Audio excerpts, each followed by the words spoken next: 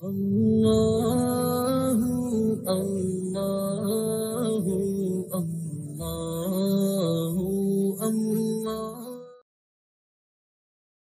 People who believe that science leads to atheism, they really hold a non-scientific assumption.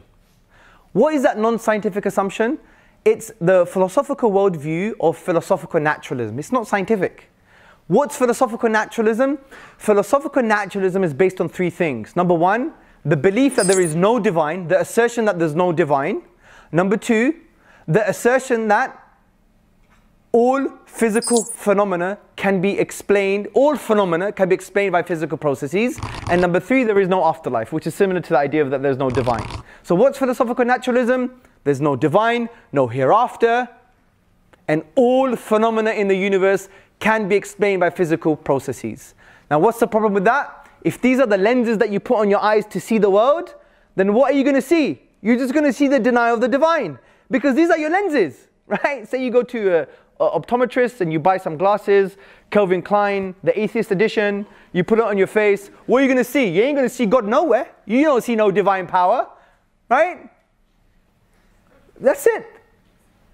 And that's why you have the likes of many scientists that, we all respect for their scientific endeavors, but frankly, they had the wrong lenses on.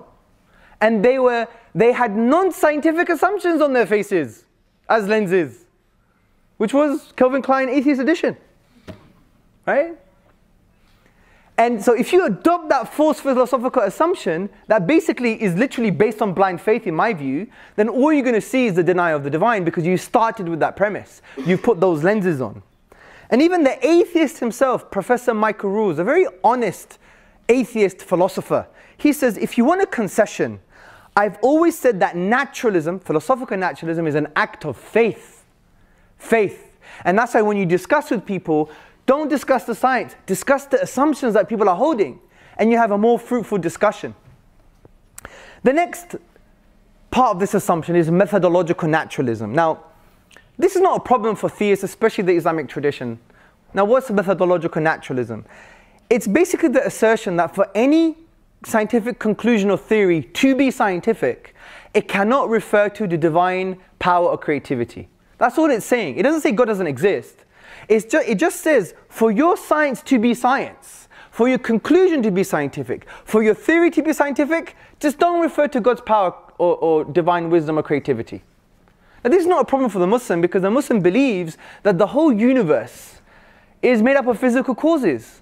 And these are asbab in Arabic. These are causes that God has used to manifest His divine will. That's not a problem for the Muslim.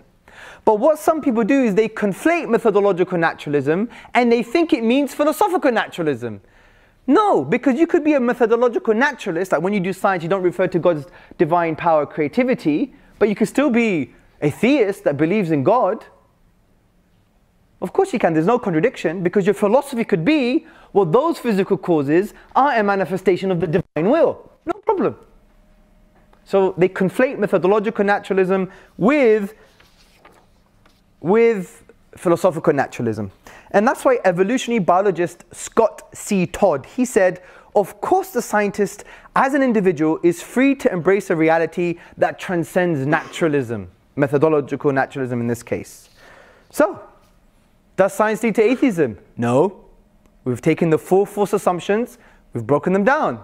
So therefore, we can conclude in an intellectually healthy way that science does not lead to atheism.